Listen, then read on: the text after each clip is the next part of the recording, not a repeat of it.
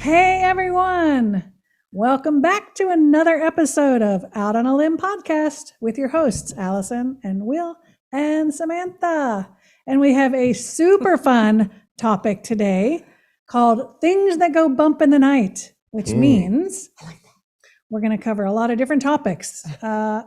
Energies that might be nefarious, or ghosts, or residual energies. I love that word, nefarious. Right? I know, right? Right.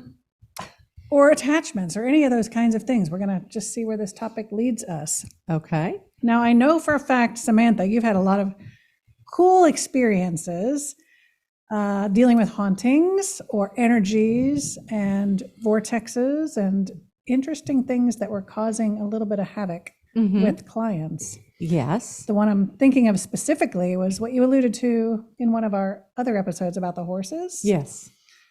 Do you want to share? I'm just going to give That one one? word responses. Yes. Share with our audience about that whole experience, because there were two different things that you handled there. There was a didn't you? lot of things going on there. Yeah. This was such a cool place, this farm, and it had such an amazing history. When the client called and asked if I would come out, I had never been on site for someone. You know, I'd done like mediumship readings to groups of people, but I'd never gone like on site for a haunting, you know, kind of thing. So it was really cool. So the first time, so I've been out there twice. The first time I went out there, she was having an issue with cabinet doors being left open and, you know, just kind of some sounds, some weird things going on, just, and she had known that someone had passed away in the house. So before they came into this ownership. And so she just was looking for confirmation. It was upsetting to their son, you know, things like that. So anyway, and she also wanted to have a mediumship reading from her mother. So that's not the bump that goes, you know, in the night kind of thing. That was an amazing, wonderful thing. And the thing that went bump in the night too with the guy, you know, it was disconcerting for them because they didn't know what it was. Sure, the moment that you can place, this is what it is, then all of a sudden it's less scary, you know, it's more understandable. So I was able to, you know, just be in the house, get the feel of it. And I was like, okay, I'm being drawn over to this area. I feel this energy, but it wasn't a malevolent energy. It wasn't, but I could definitely tell that energy was feeling just as present in that space. So they felt like they had every right to be there.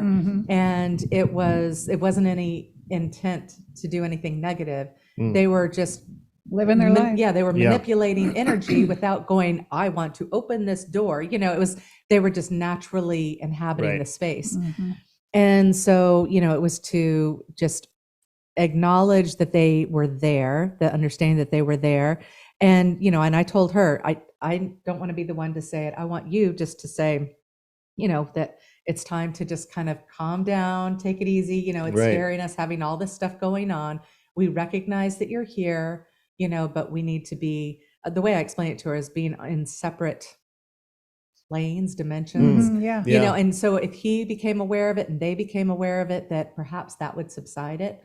And sure enough, that was all that was required. So it wasn't people could say, oh, it's poltergeist because, you know, cabinets are open, doors are, you know, so you would think, but not everything is necessarily nefarious. Right. Sometimes it is just, you know. You're just coexisting in that space. And the dimensions are bleeding over. Right. Because I've experienced that, like where my mother used to live on Hilton Head, there on this peninsula, on this marsh. I could just be sitting at her house and suddenly see the natives who used to live there, lived on this point. I could literally just see them doing their thing. Now she didn't detect them. They weren't making any noise. You know, they were literally walking through her house like it was part of the land. There was no acknowledgement that there was a house there even.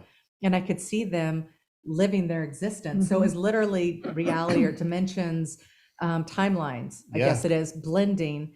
And I felt like they were slightly aware of something watching them, that I was aware of them. Interesting. But that was the most that, you know. Wow. So it was, but again, it wasn't anything that I needed to go this isn't right. Yeah, It was yeah. just, ooh, that's cool.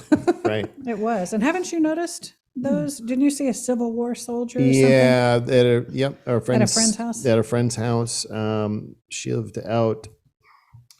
Her property was right It's up on a against. creek. Yeah, it was on a creek, but it was right up against an old plantation, Oh, and there was a Civil War encampment there, and she gave me kind of the backstory, but didn't tell me where on the property and any of that. So I just went out and I walked the property line. And as I'm walking the property line, I got to a certain point and I heard a mirrored set of footsteps in the grass crackling. As I would step, I'd hear it and I'd stop, it would stop. I'd start walking, it would start again. And I would look and it was open enough to where I could see through. So there wasn't a deer, there wasn't an animal or anything, but there was definitely a spirit there, a residual spirit that just was, I would say guarding the property line, right? They knew I was there and they were just doing their thing and we never interacted, and then I went past a certain point and it stopped.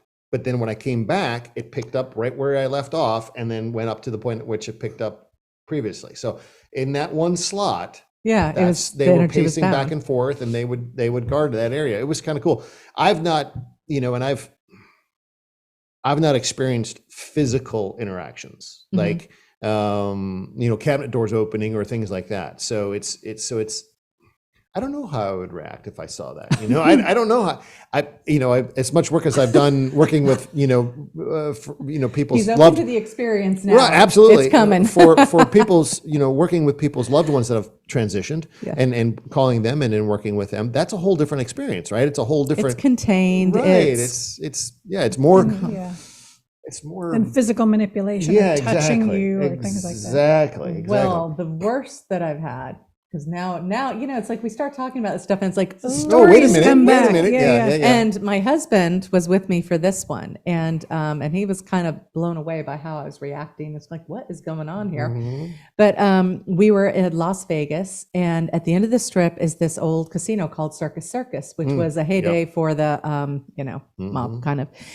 And I just remember it as a child. My parents loved to go there. We had a room there. You could open as I remember from a child's mind, you open the door and in the center atrium area, just outside your hotel room door, there's all these activities taking place. It's like a circus, a carnival. Okay. And so it was hard to go to bed because I wanted to play. My brother would sneak out. Oh, and, yeah. And my parents, of course, were in the casino having a great time. So anyway, I wanted to see just if it lived up to what I remembered. And I knew it was old and, probably wasn't looking so great. So in Las Vegas, you always have to go through the casino first. Mm-hmm. So it's daytime. We were staying in another casino, but it was newer and, I didn't catch any of these vibes. But we walk in and all of a sudden it's like, I felt like I was walking through sludge. It literally felt like knee-high sludge. And then, as I became aware of that energy, it's like that energy became aware that I was aware. Really? And then I could feel literally, it's like think of, Dante's Inferno, I could feel hands going out. Like you say hands, but it was like tendrils of energy going out and trying to grab a hold of me. Wow. My head, I've never told this to y'all. No, this is fascinating. Yeah, this is fascinating. So my head got so clouded because at that point I wasn't always good with my empathic, like shutting down, bringing the energy in. So I was picking up on all of this just ooze and crud. And I finally just I couldn't even open my eyes. My lids were heavy and stuff. And I put my arm out and I just told my husband, I'm like, you've got to pull me through. And he's looking at me like, what? And I'm like, you just have to pull me through. Wow. Please pull me through, Wow. And he's like, you want to go back outside? And I'm like, no, because I was determined. I was halfway through. I wanted to go going all the way through. Wow. Yeah. So we went through the other side. And right after we got out of the casino, I could just feel it just dissipating. Strip away. Yeah. And so I sat there and just thought about what I was experiencing. Like it was so creepy. And, I knew exactly what it, Sure. So there is energy that souls or residual energy, I don't really know. I can't say for sure, but they were individual residual energy or whatever that was hanging out these are the energies they talk about when people drink too much or they have vices, that when they kind of zone out, they step in, which, I have that one too. I could, so they step in and they live vicariously through the negative energy of the people playing at the casino, drinking, smoking, all that kind of stuff. And I recognized that they, because there's like almost no one else in the casino. And I was like fresh meat that I could sense them. Good point. So totally crazy. Wow. Yeah. And that to me represented as, like I said, sludge, dense, and dense, dark. thick. Yeah. There was nothing light. But were you fearful? Did you fear anything? Because I mean, most people would walk into that and they would feel something like that, and then they would discount it, or they would discount it, or go the opposite side and get completely fearful of it, right? Yeah, and get very, very scared, and then want to run out, right? I don't know, because I recognized it as energy. I didn't feel like it was something that was going to possess me, or to me, the way I interpreted it is they recognized my life force and the fact that I recognized them. And that felt so much better than those that they were feasting off of or energetically, whatever. And so there was that desire or whatever. So it was more emotional. But there was nothing that made me think that, they're going to possess me. They're going to take me over. I need to be worried about this. Okay. It was just super uncomfortable and kind of mind blowing. Yeah, it's interesting. Wow. Yeah, that's because cool. certainly was not expecting. Totally not expecting that. Well, and so you bring that up. It's interesting because I've had two situations that I will say were very similar, but I didn't look at them as being that type of energy experience. It was. It was just the denseness of the space. We'll call it that. And it was one, you just recently went on a cruise. Mine took place, the first time I experienced it was on a cruise. And it was shortly after my awakening and shortly after everything got turned on. We took a cruise, and we were avid cruisers at that point. I mean, we were maybe once or twice a year, we'd go on maybe a 5-day or a 7-day twice a year. And we were maybe day 2 into the cruise, and we went up into this common space, like the promenade. Yeah, but it was all inside, and we've been in that space probably half a dozen times previously before that day. And I just walked into that space, and my head started swimming, and I just felt oppressed, and I felt like something was just clenching into me, right? And I said, I got to sit down. I can't even catch my breath right now. And I sat down at one of the windows, and I was looking outside, and it just kept squeezing and squeezing. And I just started feeling nauseous, and I'm like, I got to go back to the room. Went back to the room. It finally waned and went away. And then we went back up to the space, and it was fine. There was something that was taking place in that space with all of the people that were in that small little space that just was either sucking the energy out, or I can't even tell you what it was. Like, you don't know that if it was following somebody or journeying with somebody, and then just kind of attaching itself to everything there just to suck the life force out of that space with everybody in there. But from that point forward, that the rest of the cruise, it was fine. It was just that moment. There was something that probably somebody might have had with them that just said, "Oh, hey, look, a party. Let's just open up the valve." Unless it was just the overwhelm of people's energy. It could have been that, but then you're thinking everyone's happy. They're in an upbeat mood, so you should be picking up on good energy. Right. So that's what's so odd about that. That was very bizarre. And then the next time it actually happened was shortly after COVID and the lockdowns began. I walked into Walmart and literally had to turn around and walk out. I just, my whole entire essence just crumbled. I mean, it was like, I couldn't catch my breath. It was just miserable. I said, I gotta go. And there wasn't that many people in the store. Jeez. But it was just that oppressive. And so I couldn't liken it to one thing other than maybe the collective, maybe depression of everybody that was going through that. I get that collective. I get that a lot when I go. Sorry, we're not trying to trash any names here, but like CVS's. Yeah. I pick, because there's people who are ill, who are moody, who are, and so it becomes a thing, it's that residual energy. The closest so I have had an encounter with dark beings. When people talk about the closest thing I know to, what somebody would call a demon or whatever. I was in college and I remember waking up one night, and this happened a couple of nights. I don't know if in a row or over a period of a week, but I was like done with it. I couldn't go to sleep with my lights off after this. And this did scare me. I opened my eyes up and my room was relatively dark except for the street light coming in. And at the end of my bed, I could see 3 beings, like just kind of beings, Wow. and they were negative dark energy. Like when you think black and you think, nope, there's nothing there. It's a void. Yeah. And I could detect that they were moving slightly. And I was just like, oh, hell no. Oh, wow.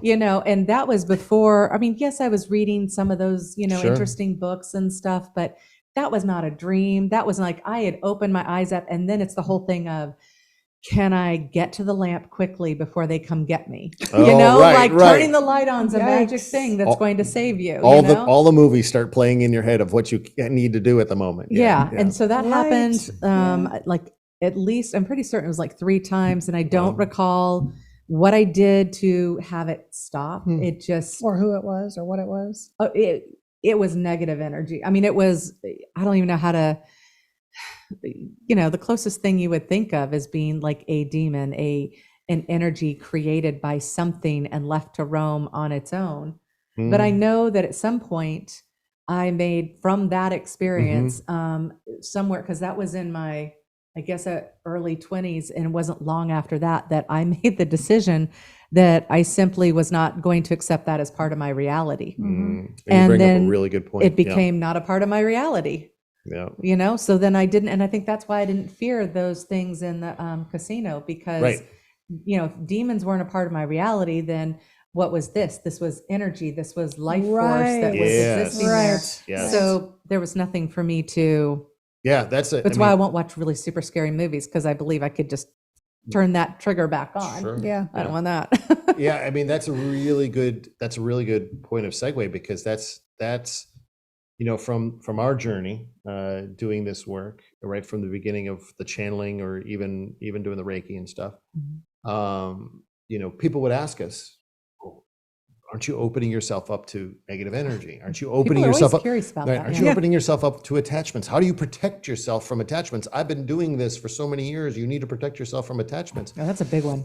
And in my head, I'm going, what attachments? My vibration is too high to have those attachments be even around. And so that's where you went with it. Right. Yeah. So one aspect is, okay, I'm being naive and I'm not looking into reality of what possibly could be. But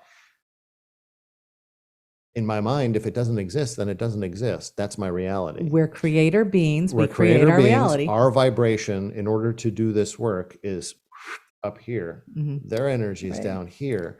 And the essence of that energy, what that energy is trying to do is achieve this level of energy. So some may perceive it as being an attachment, but in reality, it's clinging to you to raise its vibration to get to a point at which good point. It can transition on or go do something greater, right? So if you hold good awareness. if you hold the aspect of yourself as being a creator being, 1, 2, your energy is more powerful than anything else out there, then there's nothing to be fearful of anything attaching to you. There were a couple of things in our conversations with these higher beings or angels or whoever we've communicated with. Your team, for one thing. And it's about trusting your team and knowing that when they're present, they're not letting anything else in anyway. But they said, if you could see it from a vibrational aspect, if you could see it from where we are, you would recognize just energy, because we don't hold a physicality. So you would see this energy like you're floating here, and this other energy would be floating here. And it's not that it's negative or bad, it's just that it's a lower vibrational energy. And the reason it feels bad or uncomfortable or scary to you is because you're vibrating up here and it's coming in down here, and it doesn't resonate and it doesn't feel good. It feels foreign, it feels alien, it feels weird, scary, all of those things. And that the human mind is so powerful that we can put a shape or a form to those energies. So we can create a demon or a dragon or whatever this nefarious whatever you want to project upon picture it. Yeah, that is, makes sense. and then it makes it real. Yeah. Whereas otherwise it's just energy. And if you recognize the power of your I am presence and your energy Mhm. is greater than any of that. And so if you don't want those energies around you, there are ways you can talk to them and, Yeah. and say, you know, put out the intention that you don't want to deal with them. But really what they want us to learn how to do is to learn how to talk to them, inquire. What is it that you're here for? What do I need to learn from you? Mhm. Learn from you. Yes. Mhm. Why are you presenting to me? How can I help you or whatever? And if it is to bring it in and up and let it move on and go to the light or whatever it is that you need to do with it, it's about engaging with it if you feel strong enough. When you get to the point where you're ready to engage And with that's the key is when you feel energetically powerful enough to engage with it. Mhm. And so, you know, okay, so the good point is in this is that if you don't feel you're comfortable, you know, at the point at which, you know, you can have those conversations with whatever you're perceiving at that point. Oh, If that's it's being right. a Yeah. dark, you know, entity or an attachment. Again, this is where discernment comes in. And we had a little episode about discernment a while back, is to, you know, use your discernment and find those practitioners that can help you through that process. And I would caution those that are seeking practitioners in that practice of not to, you know, get hooked into a series of, you know, perpetual healings or perpetual releases, because you have to, as the individual, have to grow strong in your own energy. Right. Yeah. Right. And you have to, you know, grow in your own energetic form in order to hold these energies off. Right. Because today I can clear a whole bunch of stuff off of my Right. client, and tomorrow they go back into their same environment and they're picking up stuff again because they haven't worked Exactly. on self or figured out what it was that was causing Well, that. and that's the main reason why I haven't gone there with people when they've asked about clearings. I've had conversations. So here's an interesting thing, and I don't know if it's just that I've picked it up with some people or if it's just a common thing that'll happen. But, you know, I've explained to people that if I were to come in and clear your house, but, you know, and like there's kids involved, there's teenagers, Mhm. whatever, and whoever, maybe it's the parents, maybe it's the kids, but they're glorifying the experience. You Yes. know, they keep attaching to it. They keep Yeah. bringing the energy, inviting the Yep. energy back in so that it's never really leaving. Mhm. And I can see how, especially then, you know, you get into someone who, sure. I mean, I know psychics out there who they're just like, you know what? If they're going to pay me, I'm going to go out there and do it. Right. And I cannot operate that way. Right. You know, I spend all that time on the phone to say, if I'm coming out there, I have to know that you're going to really go with this. Yep. And most people, they just don't want to commit to that. They're like, it's partly exciting. It's a story. They're a victim. They get to Yep. tell the Yeah. story. Yep. Yeah. And there are people out there that honestly need the help. Yes. But there are certain, you got to work with your mind, with your energy. You can't be sloppy about it. Right. And that's the thing is, like, we know when a client is ready to work with us on that realm, because they're at a point, and it's usually at that point that they're at their lowest with this, we'll say, an attachment. We've had several clients that have they've exhausted everything else. Mhm. They can't, you know, seem to get rid of whatever's there. And it's usually not as bad as they perceive it to be when we finally get into session with them. But they're also at that point willing to do the work, willing to do the aftercare work in order to not go back into those old patterns, not go back into those old situations, and not do all that stuff to bring back in all that residual energy. And in our sessions, not only do we do the clearing, but we're talking to the higher self, and the higher self will give them advice about how to Yes. disconnect. Maybe it's coming from a past life, or there's the higher self will give instructions. But so often the higher self tells us that they wrote this into their contract, that Mhm. they intersected with these nefarious beings who they agreed would come into their reality Yep. to show them that they're stronger than that, to Oh, test that would make them, to sense. help them to develop their I am presence and to be able to stand strong in the face of that, or to clear it. A lot of our friends, there's a couple of our friends who purposefully are there to be the conduit, to be the clearer, Yes. to bring in that energy, not Transmuters, necessarily yep. bad, but all kinds of energy to transmute it. Yep. So if that's your contract, yeah. Okay, so I'm gonna pause us here, not off camera pause, but I wrote something down. Y'all saw me scribbling. So Oh, it's an on-camera pause. yes. Okay, so do you feel anything in this room right now? We're so focused on this that's probably because I don't necessarily feel an energy.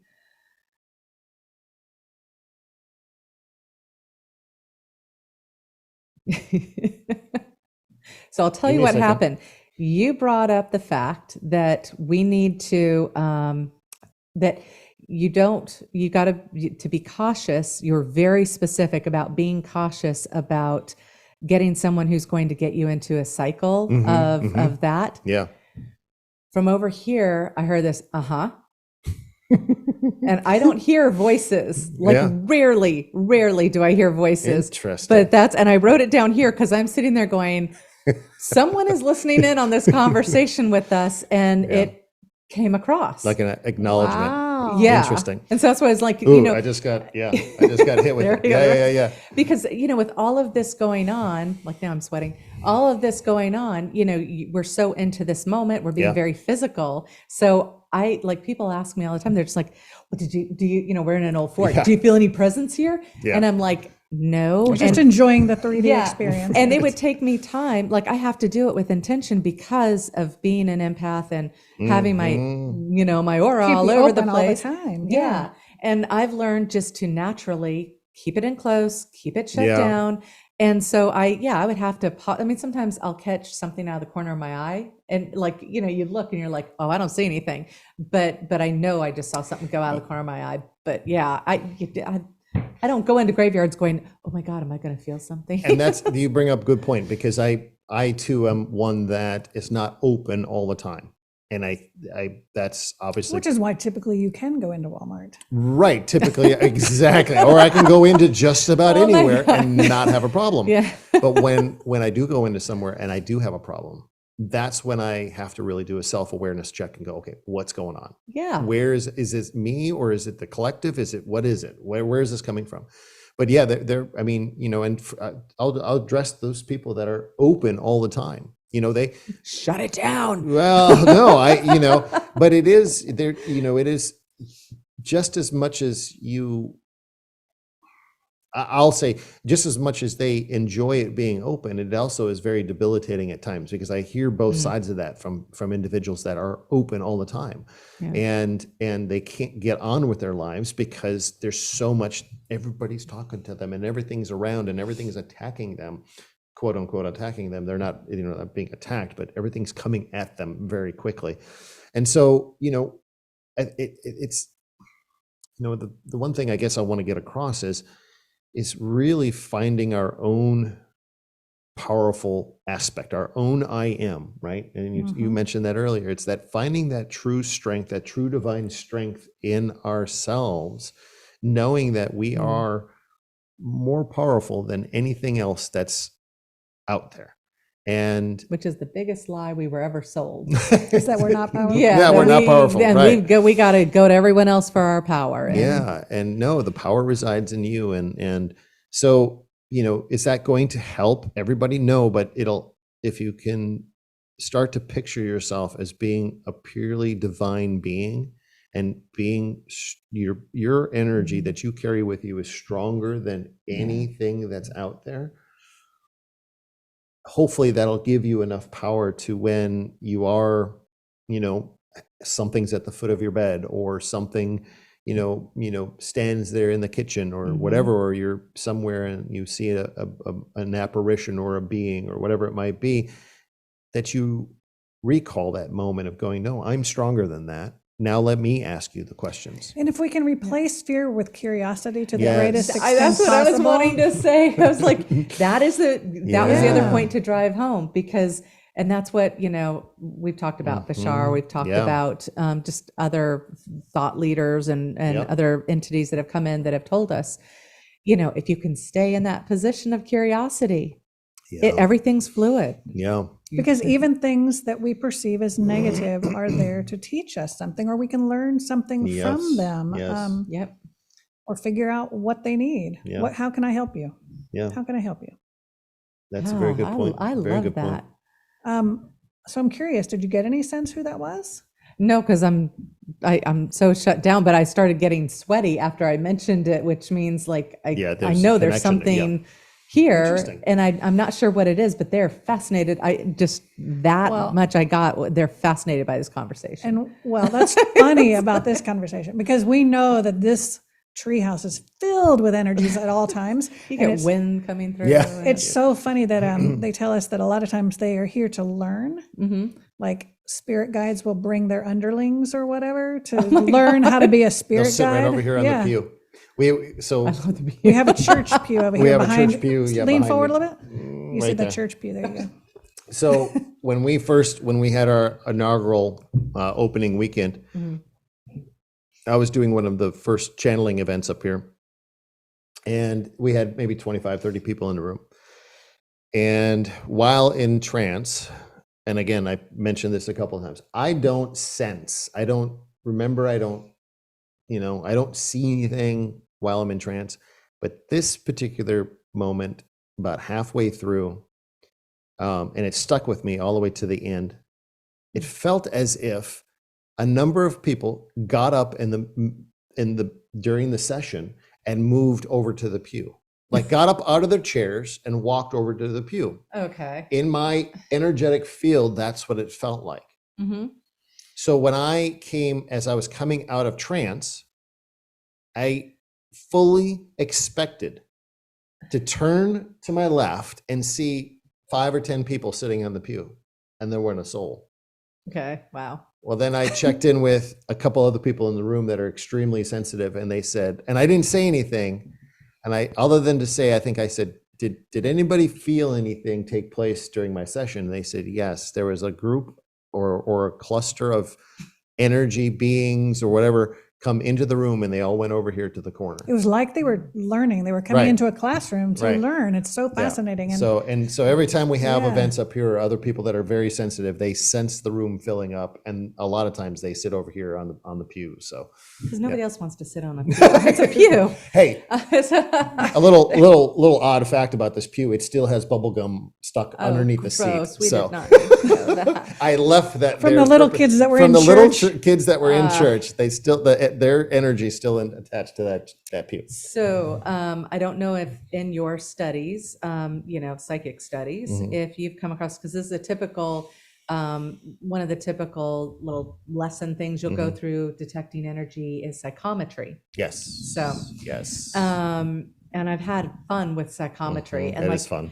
I find going into, so I say, I'm closed down, but when I go into flea markets, I can't seem to pull in my energy enough in a flea market. And so when I get around old furniture, I just start picking up stuff. Wow. When I get around, the old, you'll find the old hairbrushes, they're silver plated or whatever. I can go over to those and put my hands around it, and I can see the woman brushing her hair. I can see who it is, almost like, I can't say the year, but I can feel from the clothing. I can get an idea of the timing on it. There was one that this woman I was with, really, she wanted to buy it. And I'm like, no, you just can't. You can't clear that energy, because the woman was so unhappy. Oh, wow. I mean, it was all about her beauty, nothing else. She was so miserable. Yeah. I mean, she wasn't miserable. She knew that was her only value. Right. And, and I'm sure that you can clear any energy, but I was like, why? You just don't need that, Yeah. So I do pick up on things like that. And I've had it, like my girlfriend, Letty.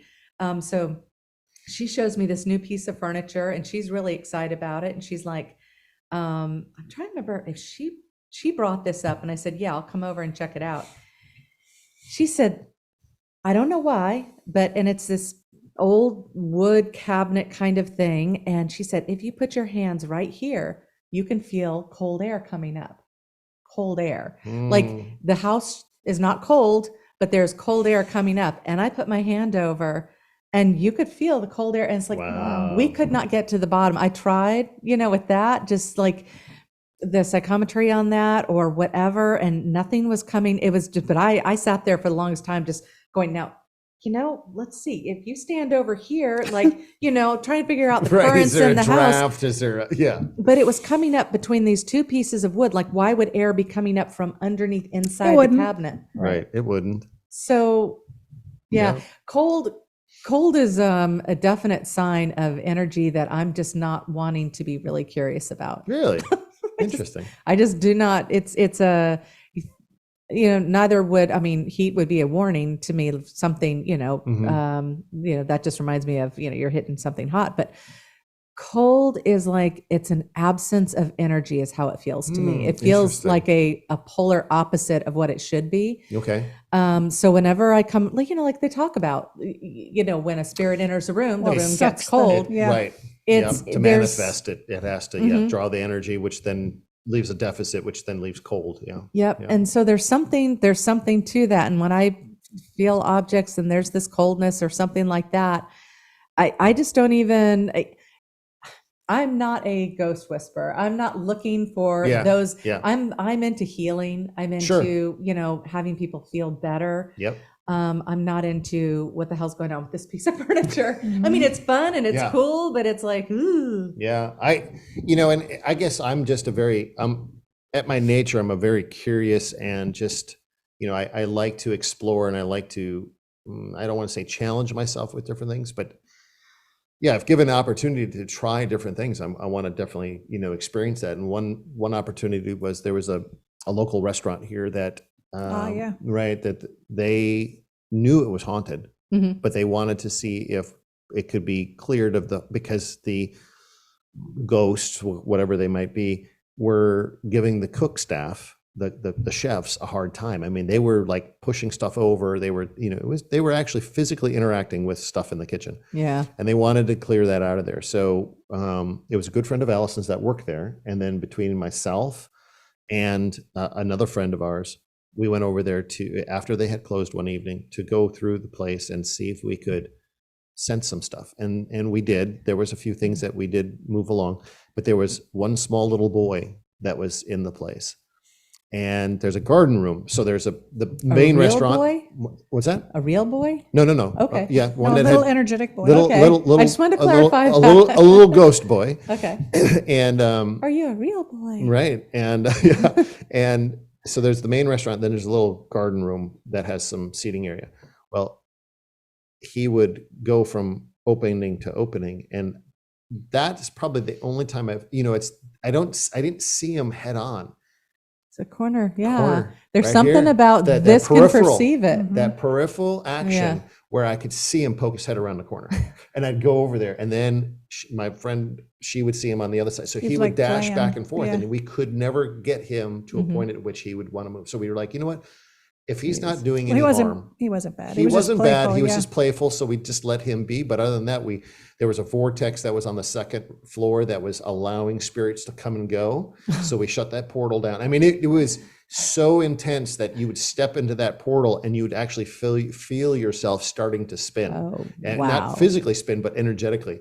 So we shut that down because it was a portal that was opening, allowing spirits to come and go and reside in that space. Portals needs to be another topic, right? Portals and vortexes. Yeah, probably. Good point. Good point. Because there's some good stuff with that. And the history of that place runs, so the town that we live near, Summerville, South Carolina, it's not super old, but it's old enough. And that particular building has been through many different iterations, and one of which was a brothel. Oh, right. So it has that energy in it. Right. Yeah. So there was a lot of work that we did there. And apparently after that took place, a few residual things still continued, but it did lessen. So which was good. That's, it was a good experience. That was an interesting experience. I've not, ever experienced. The other aspect of that same person that we did that work with, she grew up doing this type of work, working with ghosts and doing different things like that. And her mother, I guess, it was her mother or somebody in the family, or maybe it was a group of them in the family. They would do the table table Dance. tipping. Dancing or whatever. It's table tipping. Yeah. It's crazy. And we always were like, we want to do this. We want to do this, so, but we never got it. I'm curious. It's one of those things, but it's like crazier than right. It's like, it's kind of like, it's like playing with a Ouija board. I don't want to necessarily play it with a Ouija board, but the table thing, I want to see that happen. Having done that, my big takeaway was why mess with them like that? Because you're bringing in this energy to entertain, to not do anything productive. That's right. And to me, it felt like a level of frustration building up within the interaction. Interesting, yeah. Because it wasn't like we were asking questions. It's not like we were doing anything constructive. We weren't serving. You were forcing the energy to do something that it wouldn't otherwise do. That makes sense. Yeah. And we're not serving anybody in that capacity. Just like you said, it's not fun to be a medium as a party game. Yeah. That's a good point. Yeah, that's true. And spirit doesn't want to be used as a party trick. That would make good sense. Yeah. Right. So, if you're going to do it once. Hopefully you get the most out of it. I did it twice. And the second time it was crawling on the ceiling by itself. We could barely touch it. Wow. It was insane. It was a plastic table. And everyone was trying to keep their fingers on it to touch it. And it kept moving so quickly. Wow. And I was just like, I'm out. This if is not productive. If nothing else, then to quell the skepticism, I suppose. If there's somebody who's really doesn't believe in this stuff, and you can float a table on the wall. It would, believe me. Because everybody kept saying to me, well, so the table tipping experience, the first time I was in a room, just like an eighth of this size, there was enough room for the plastic table and the plastic chairs we were sitting in. And the plastic table, because it would move around so much, the legs would fall off. They had to mask them onto there, whatever, duct tape them. And so we were sitting there all singing Christmas songs, and this is on the first floor of a 2-story building. And so we're sitting, because the only songs that we all knew, and you want to get a high vibe energy going. Yeah. So you're doing that, and then all of a sudden you start hearing like knocks, just like that, and then the table will start to move and the tapping will continue. And I kept kind of opening my eyes up. It's dark, but and no, everybody's hands were right on the edge of the table. And so I don't know what was doing the thumping, but something was thumping. And then the table starts to move around, and it's from their past experience, it did exactly what it's done in the past, which is it starts working its way over. It's almost like it's humping. Hopefully they didn't hear that. So but it comes over, and like it started just kind of moving on this one woman who was having stomach issues. And it was just like trying to assist, trying to heal or whatever. Wow. And, she's like, there's this warmth. Like it was just the craziest thing. And I remember looking up, because the whole thing was just insane. I remember looking up and understand there's a second floor above me. All of a sudden there is no ceiling. It is just black. Okay. Wow. And I could see the ley lines of the earth. Amazing. It's like, I don't even know how to explain that. I'm just sitting there going, I am tripping. Right. But, in a room like that and a high ceiling, it's like, you can't wire this thing. You can't give it that force that it had, I could see how the thumping could maybe be, So anyway, but we're talking about these energies, and, that energy was doing something. Yeah. But I think, when you're sitting there and playing around with it, just there's curiosity and there's idle curiosity. Yeah. Good and point. Idle curiosity has no direction. And like, when we're doing channelings and stuff, if somebody says, well, I'm just curious what you have to say. And it's like, for me, they got basically dead air, Yeah. because they need the direction. It's an energetic flow. And so you're sitting there literally frustrating this energy that is, I don't know, the whole thing is Makes just sense. No, that makes complete sense. I can understand that. It's, from a human curiosity standpoint, that's what I'd be approaching it from. I wouldn't go into a situation like that, like trying to overlay my energetic understanding into it. It would be just for more idle curiosity. Yeah. Because I've never seen something like that. I've heard about it.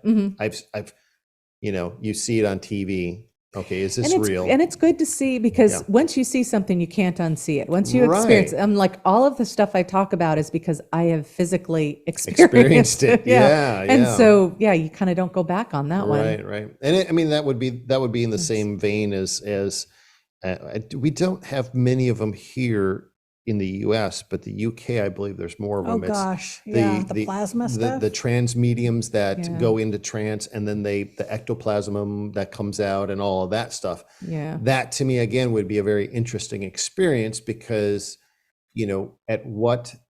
because at that point, the way I look at that is you are manifesting a level of energy that it's actually creating physical mass. Yeah. It's pulling enough energy out of the Creating room. something from nothing, which is what the galactics tell us Exactly. that Yeah. they have done with our Yeah. galaxy. Yeah. But it's, Wow. and to that same extent. Well, it's just an arrangement of energy. Yeah. It's layering It's- frequencies and energy on Yeah. top of each other. Oh, until- okay. But that to that same extent, the UK really probably is the forefront for Of all of that. established, credentialed mediums, psychics. Arthur Finley Yeah, School. Arthur Finley and all that. So Hogwarts. yeah, Hogwarts, exactly. But here we, in the US, I think that has it has stigma still, right? It has that kind of that parlor trick kind of aspect to it. It doesn't have the prominence that it does in the UK. The respect. Yeah, the respect. But, on the other hand, like what I've learned with the UK, not saying anything negative about it, but it's interesting that here in the US, and this is talking about just our energetic state of being, we can shift into a higher vibe feeling here. Mhm. We talk about, oh, it's the land of the free and all that kind of stuff, but we are, granted, humans have been here a lot longer than what we're going to acknowledge, Yeah. but there's space, Yeah. there's newness of ideas. True. There's, it's just, so here in this environment, we can create a new state of being, a new perspective, we can shift so easily Yes. to whatever we want. Yeah. Basically, like if you're in an inner city, it's going to be more challenging. But what I've discovered with working with some people from the UK, Mhm. it is so much harder for them to do that there, because there is so much more of that. We're talking about, okay, when they talk about going to see a medium, they know that person has, been Yes. certified and all this kind of Yes. stuff. There are more beliefs. Protocols and Yeah, but there's also more beliefs on, superstition and, just we're talking keeping to thousands yourself. of years of history of this sort of Yeah. stuff. And so when you talk about how they layered the beginning of, this universe, it's like the amount of layering of energy, of thoughts, beliefs, whatever. It's like, if you want to really transition living in the UK, it's almost like you need to move out of the environment, switch, like make that shift, then, try going back in. Yeah. I think that's going to be the densest area to have that elevation of, because, and it's also just built into, hey, we all hang around the pub. We all, that's a dark, a negative energy pulling you down. Sure. So, I don't know. I find it really fascinating. Yep. I don't have an answer for it. No. It's like, but that is a difference between what we have here. And you mentioned it again, and you alluded to it in the beginning, the aspect of pubs or alcohol or anything like that it holds a certain vibration that then in some aspects retards our vibrational aspect, right? Mhm. And yes, I mean there is that aspect of it, but some then would say, well, what about psychedelics and raising your vibration, that Mhm. kind of thing? Well, I wouldn't say it necessarily raises your vibration, but it suppresses the psychedelics suppress your physical and your subconscious then to enter into higher dimensional a higher realms dimensional and realm, a higher where vibrational. alcohol and depressants and different things like that, even to the extent even marijuana, those vibrations Mhm. are a lower aspect, to dial back your vibrational load and maybe keep you a bit more grounded into the 3D versus, bringing expansion, or exactly. Now, so again, some would say that, well, you know what, I can do my mediumship work and have a drink and do all this There's a stuff. big difference between having one drink Right. or something Or with by- dinner and yeah. getting drunk and I can have a partying glass of wine and do mediumship. Right, exactly. But yeah. I would not, and I have done it playfully. Yes. Having a couple of drinks and then just saying, Sure. let's see what, who wants to come visit. But again, I'm not afraid of negative energy coming in. yeah. I'm staying in that higher space. Right. And I don't drink and then charge someone. It's like we're Right. having a good time. It's a whole different. Yeah. And I mean, to that extent, if I know I've got clients lined up the next day, Mhm. I'm not going to drink. But yes, but if I'm going to have, just some fun with it, Mhm. I'm not worried whether I've had a drink at dinner or whatever. That doesn't, I don't have a worry with that. But again, you make the point. It's the belief system, Mhm. the underlying belief system, that I don't entertain that. I don't entertain anything that's a lower vibration than me to connect to me, or not connect to me, but to attach to me. Yeah. And I believe the same thing. It's like I don't believe it, so it's not part of my awareness. Now, yes, some of those that might be watching this might say I'm a bit naive. Well, it can be around you, but that doesn't mean Right.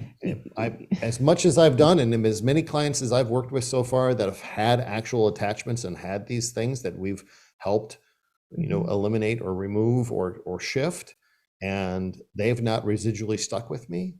Yeah. I haven't felt the need to cleanse and all that. No, my vibration is solid. I don't have any worry in the world of what I'm doing. And I think that's the strength in knowing your truth and the strength in knowing your abilities. I want to go back to, just as a caution, because some people may not be aware of it, but when you are doing you set your intention when you're experiencing anything, right? Yeah. If you're going into a higher vibrational space, you're solid. But it's a tendency with alcohol and drugs in particular that, you are doing it to numb yourself. Yeah. Which means point. you are not as connected in your body and so forth. And that's when the phenomenon of a walk-in occurs. Not, traditionally what people think of a walk-in, but a spirit taking a soul, an energy, an impression, whatever, stepping in. And I kind of never really believed this. Of course, everything's from experience, right? Sure. And so I'm going to leave some of the details out, because I don't think that they'd be appropriate or might embarrass someone. But a particular person close to me had too much to drink. And I remember looking at them, and all of a sudden I saw the face of this, it was a bald-headed guy. He kind of reminded me, like, I think of those like fat Romans, back in Julius Caesar day. That's the feeling I got. But he was just very obese, kind of sweaty looking. And he was looking right back at me. And I was like, what the hell? Wow. Because the person I was with had facial hair. Yeah. So I know what they look like, and they have a little bit of hair on their head, so that experience, That is just wild. I was like, never again. Wow. It was so shocking. Yeah. But I want to ask you, is that what they normally call that when that happens, as a walk-in? Well, no, I mean, my understanding of a walk-in is different, and I don't want to confuse people. I know, that. and I shouldn't have said it that way. I don't know how to. It's a possession, but when you say possession, people that has think its that own it's connotation then too. Yeah. And so it is a spirit. When they borrow your body. Yeah, it is a spirit who has found an opportune moment to slip in. But when they're doing this, like, this is in our home. So what the hell is something like this doing hanging around us? How long have they been following? Because it leads you to all kinds of other questions. Sure. And I sit here and say, well, I'm in a higher vibrational space. Well, it doesn't mean that, somebody I'm with is necessarily going to be in that space. And then for me to see it and for them to recognize that I see them, hard stop. But that individual that happened to, did they feel anything? Did they sense anything? They were drunk. Okay, so they were that. So they okay. Yeah, I mean, because when you're drunk, you don't. When you are out of your body, you're out of your body. So you don't. You're essentially floating. Yeah. And something else has the opportunity to do what they've wanted to do, slip in, Yeah. feel that, Feel that body physicality. again. Yeah. the body, yeah. and the alcoholic feeling Sure, and sure, the sure. sensations, and so it's Wowza. really, it's gross. I mean, you Yeah. feel, just it's to see that happen to someone, like it's just offensive. Wow. Yeah. So it's Interesting. a caution to people that, and because there's no way that when you're drinking that you've put, white Yeah. light around you, that you've done anything that's going to protect your body. And so Sure. people who are just walking around and going through this, I wonder if that's part of the reason why they do get a little crazy when they've been drinking, or when somebody says, wow, they That's a good never point. act like that. It's something's going on there. Could it be not them? Like somebody will it's say, something well, else it wasn't stepping in. me. It wasn't me. Yeah. And they have no clue, or Right. they blacked out or whatever. Wow. They're blacked out. Yeah. There is something else stepping in. And so now I can say with absolute certainty that happens. Wow. Wow. Well, word to the wise. Yes. Chock full of helpful information for all So of you out there. exciting. Yeah, this was Yeah. fun. This was really good. And I would say in this one, if there are questions, which I'm sure there will be plenty of questions, please put them in the comments. yeah. Please put them Or in the send comments. us an email if Or send us if an it's email. private. Yeah. But in the meantime, we want to thank you for spending your hour with us. Like and subscribe and share this video with those that you think may benefit from this information. Yes, And thanks for definitely. joining us. Thanks, guys. Until next time. Bye. Bye-bye.